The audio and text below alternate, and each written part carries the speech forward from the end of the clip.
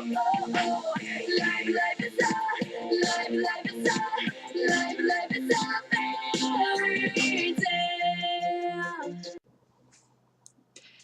everyone, you're watching the Esperanza 243. Freaking piece of hair. Welcome to Long Live Menavia Part 10. Bing bing bing bing. The double digit video. How did that get there?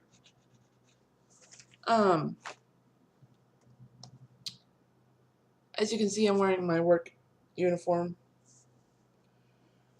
It's really cool. I'm glad I work at Wendy's. The environment is so awesome. My coworkers are hilarious. It's just so cool. I'm just going to go ahead and go straight to the book, just because I got a lot to do after this, and also I want to get this recording done before it gets dark, because right now the sun is about to hide, and you know me, I prefer to do my recording in natural lighting. So let's just do a little recap of what happened in the last video.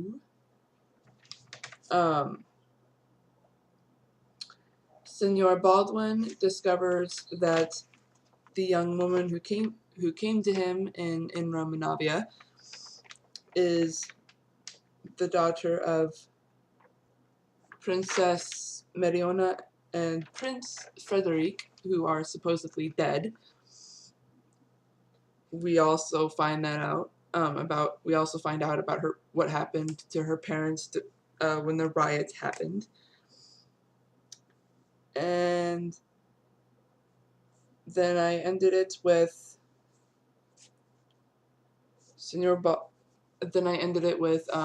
Caprice learning about the current prince who's ruling Menavia. And she tells the Senor Baldwin that she'd feel more comfortable about staying in a hotel rather than his house. And that's where we start. He took his coin bag and pulled some coins out. "You would best change currency," he told her.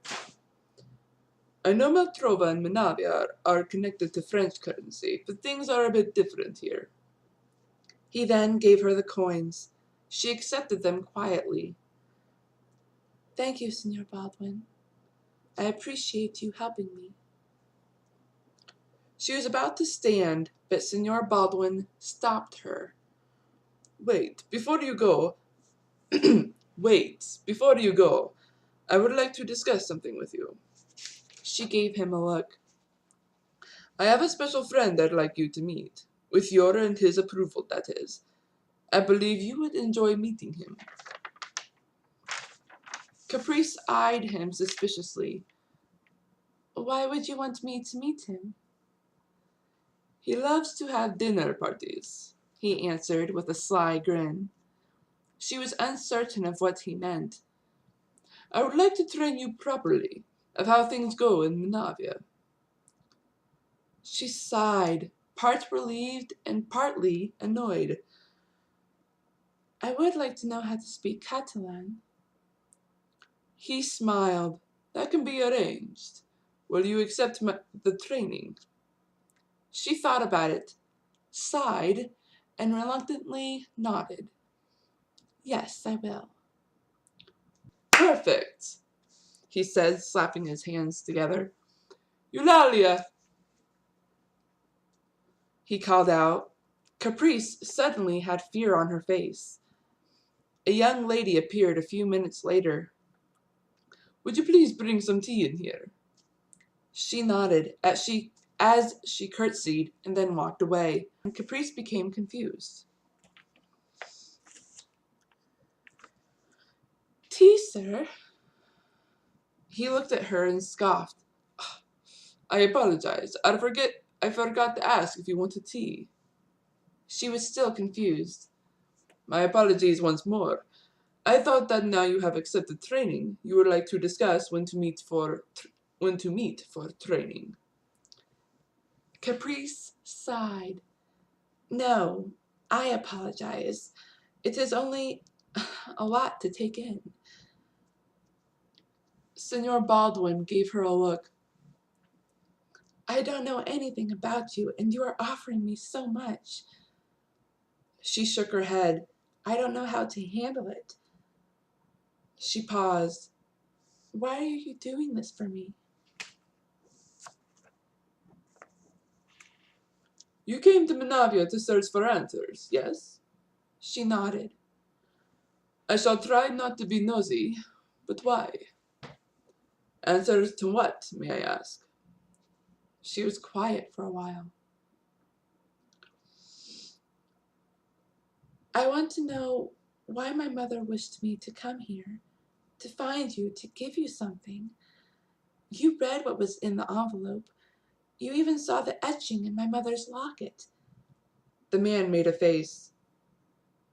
You are keeping secrets from me, I can feel it. What are they? I am sorry, but I cannot tell. I am certain you won't believe me.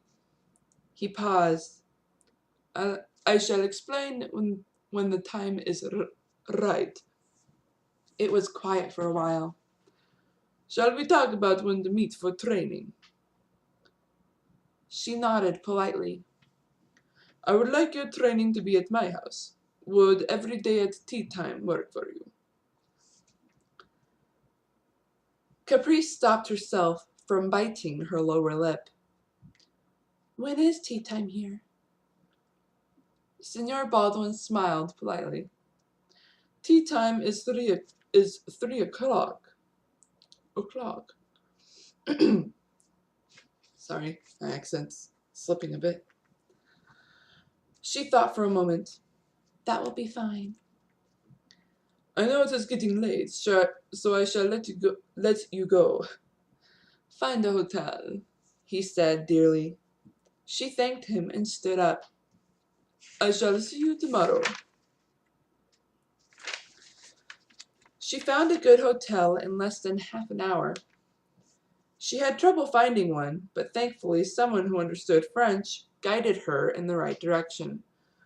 The hotel was not too far from Senor Baldwin's house.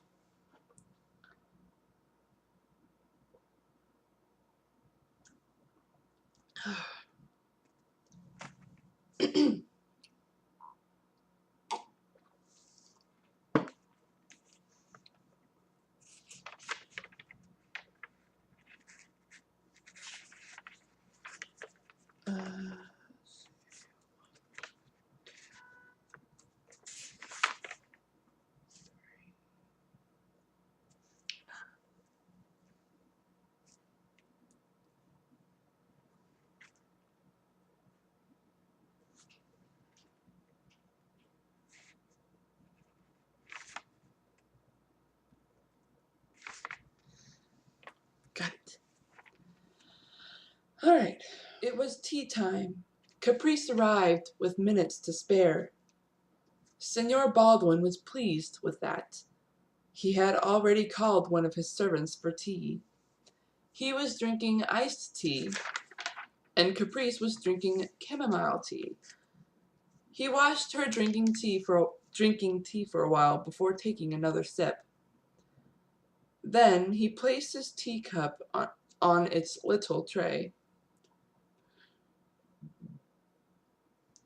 You have good form for drinking tea, he said as the teacup touched its tray. Thank you, she replied politely. My mother taught me. It was quiet for a while. Miss Caprice, I have been thinking since you visited my house yesterday. I believe I forgot to do something before our training session.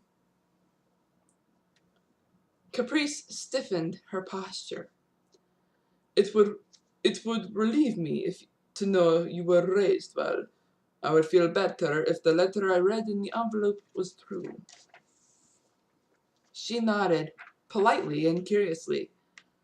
Before training, I would like to see you perform certain tasks to see if you were raised properly, as a lady." She sighed and smiled. "Yes, sir." She hesitated. "May I ask what was in the letter and the other bundle of papers?" she inquired.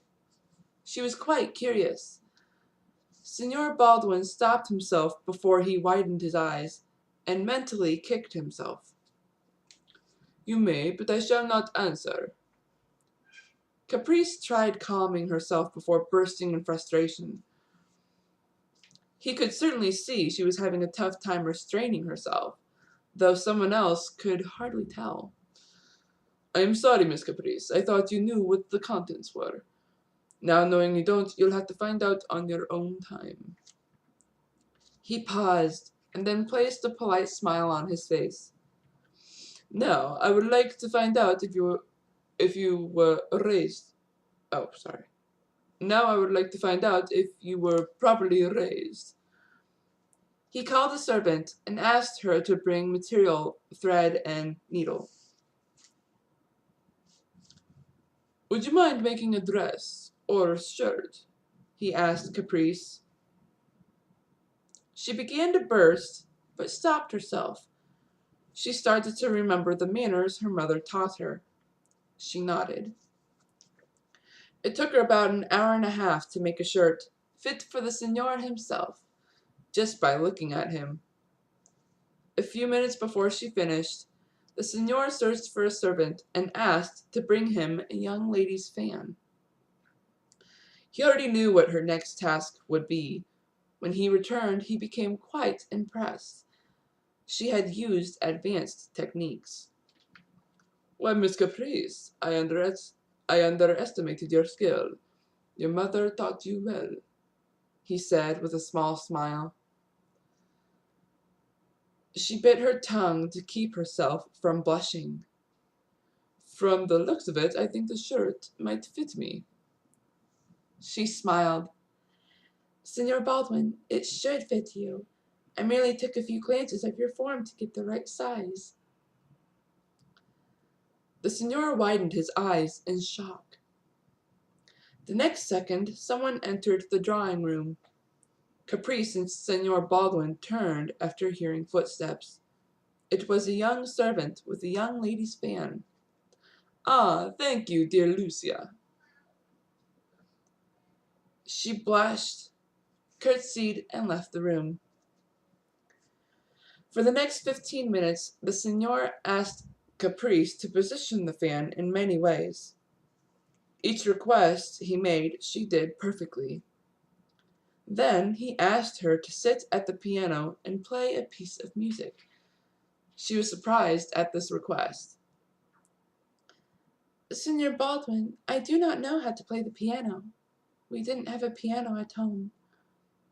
I was raised to play the violin." He smiled. I bet you play it well. Why don't you bring your violin at our next session?" he asked. She nodded politely.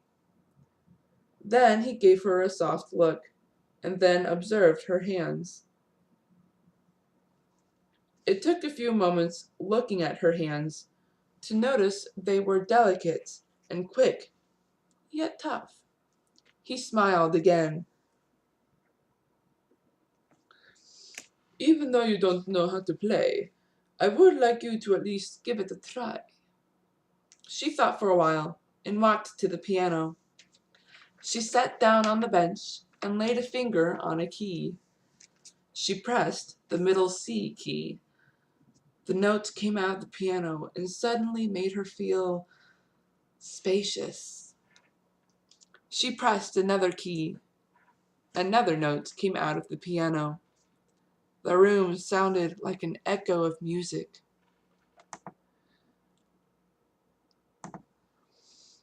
The next second, she started moving her fingers on the keys, filling the drawing room with music. She wasn't playing any known music, but that was fine for Signor Baldwin. His eyes widened with shock and fascination as she began singing along with her music.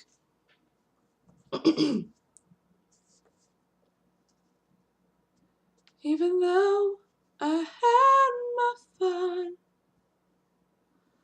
all those times you were right there. Please do remember me.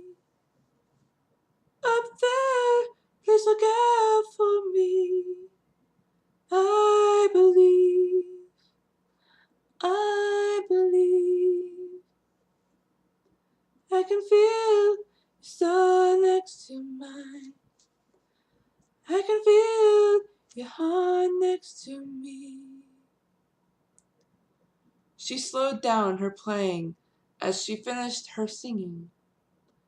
Then why do I feel so alone? Her voice was as sweet as honey. It flowed with her music very well. A teardrop, surprisingly, a teardrop fell from Senor Baldwin's eye. He wiped it off as he came up behind her, placing a hand on her shoulder. She stopped playing and looked down. It was quiet for a long time. It must be painful when you think of your parents, he whispered. It does. Caprice covered her face with her hands. Let's stop for today, shall we? We shall finish this tomorrow. She got up from the piano bench. She gave him a polite farewell and left his house. After Caprice untied the horse and got in her chaise, she covered her face and started crying. As if the horse read her mind, he started trotting back to the hotel without her help.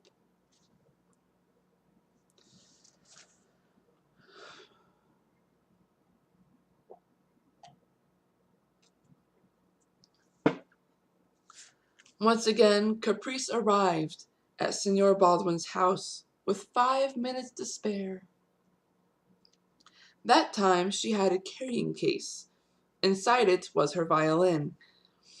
She decided to tune it before coming to the Senor's house. A nice servant led her to the drawing room. After she placed the case on her lap, Senor Baldwin entered the room. And that is where I'll stop.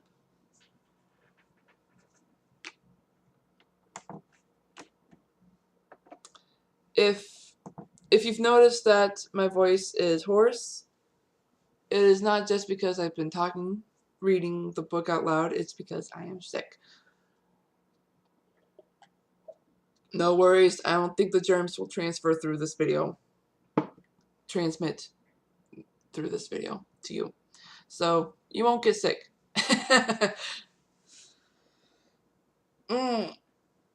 I suppose I will talk to you next week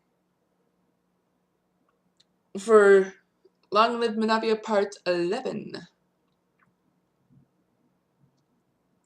I might do a video on my birthday, which would be awesome. And I am trying to get my dad to help me get lyrics for my Uncle John's CD. I am trying as best I can to do these lyric videos. I apologize if you've been waiting for them. Other than that, I believe that is it. I will talk to you guys later. This is VS Bronze at 243, signing out. I don't know the sound of each rock and stone. I embrace what others fear. You are not to roam in this forgotten place. just the likes of me